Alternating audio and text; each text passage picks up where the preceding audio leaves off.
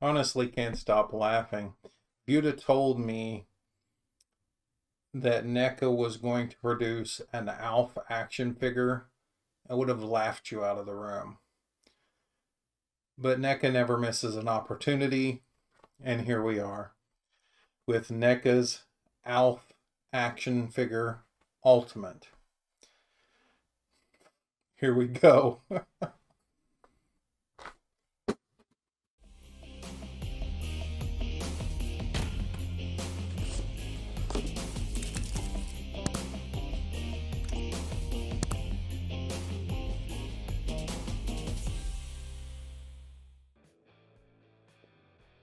I'm sitting here and thinking to myself, why in God's name did I need an Alf action figure?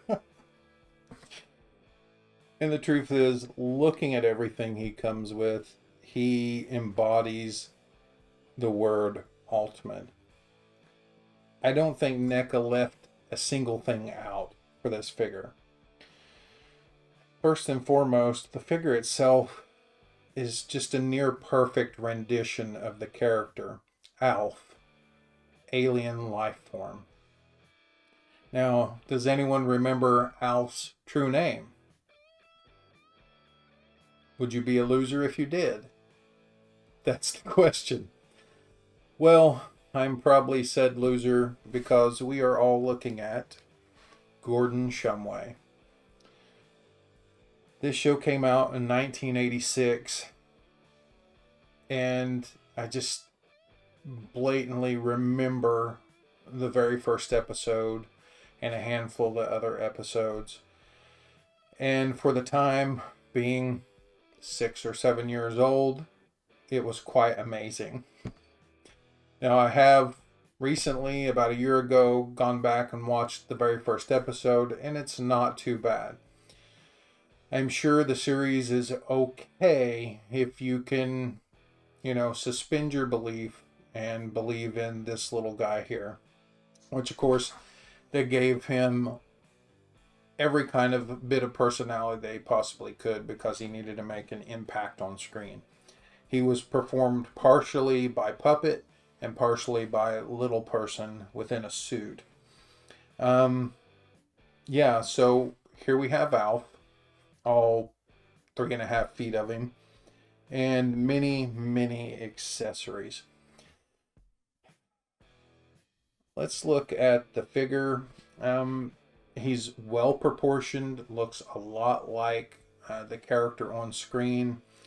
The fur is done well. Yes, there's some articulation and there's some breakup in the fur, and that's to be expected with a figure like this.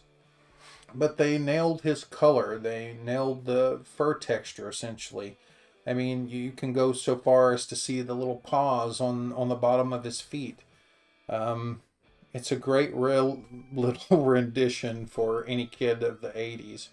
I mean, even his face, the features there, they've captured all that perfectly. Little beauty marks, his eyebrows, his eyes. It's really well done for what it is. As far as articulation goes, he does quite a decent little T-pose, as you can see. He's sitting on ball joints at the shoulders, hinges at the elbows, and he has some, what we got here? He has some forearm articulation, and he has wrist articulation.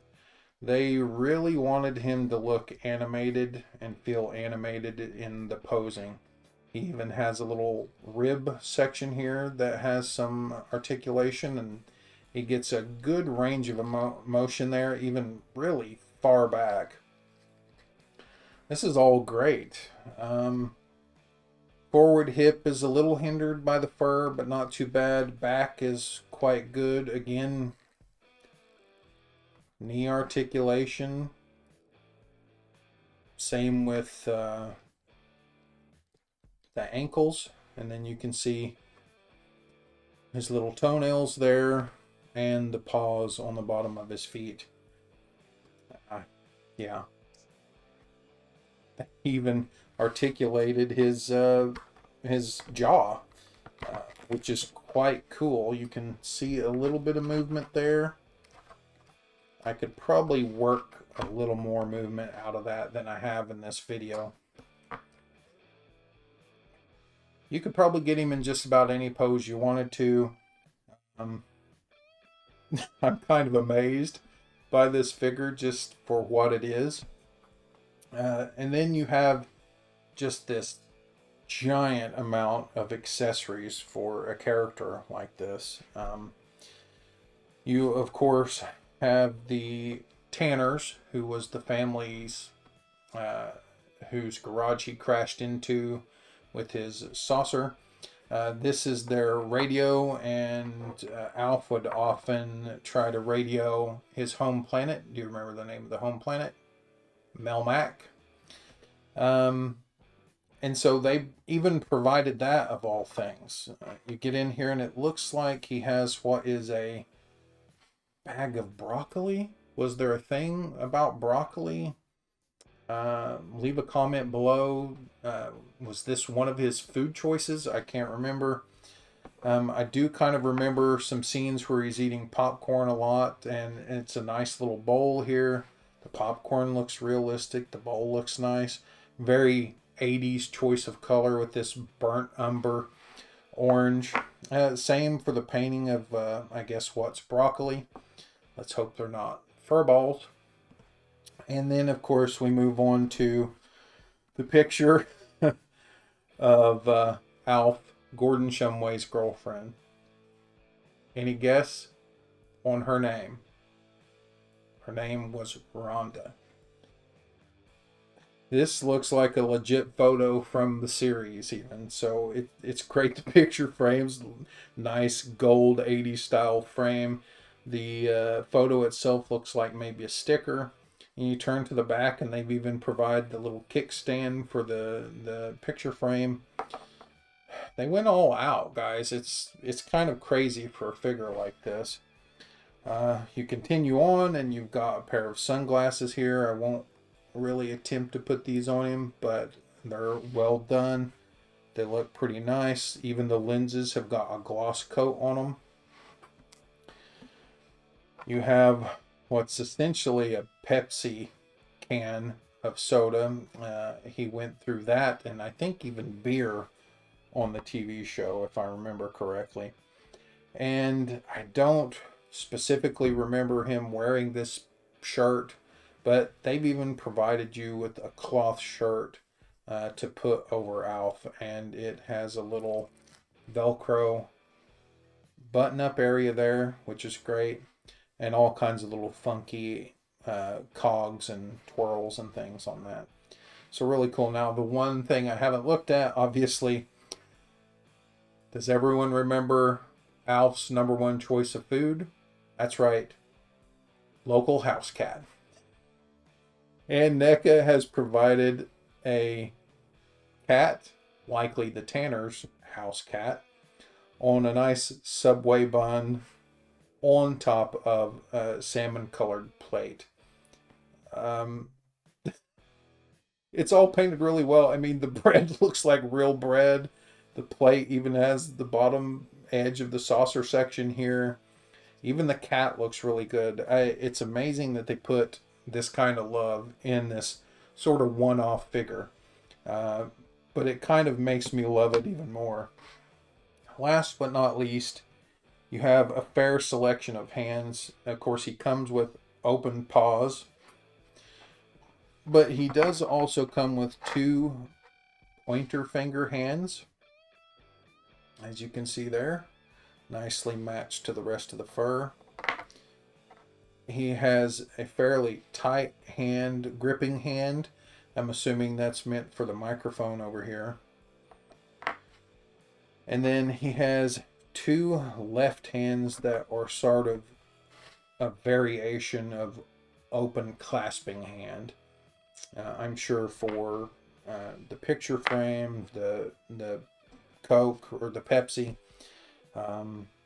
any number of these little accessories here. Me personally, I would have him with his jaw wide open and trying to eat this cat. Again, if you're a fan of the show or just want to be nostalgic for a moment, this figure has everything you want. There's really no paint out of sorts here. Everything's done really well. The figure itself, again, quite well done. The paint is spot on. He even has a little tail here. If you just wanted an 80s nostalgia shelf, this guy should be on it. Probably right along with an ET figure or two. I have to support Neca in doing oddball figures like this because I'd like to see more of them. What suggestions I might have, don't really know, but it is a really neat character for them to produce, and I look forward to more of these types of figures and characters in the future. Again, this was about 37 to 42 depending on where you got him. This one came right off of Walmart.com, and I'm sure a number of others have got it in at this point as well. For me, this is knocking it out of the park for such a eccentric character, and hopefully if you enjoyed that show as a kid as I did, you'll pick this up. It's a great little figure. But as always, like, subscribe, comment, and I'll catch you next time.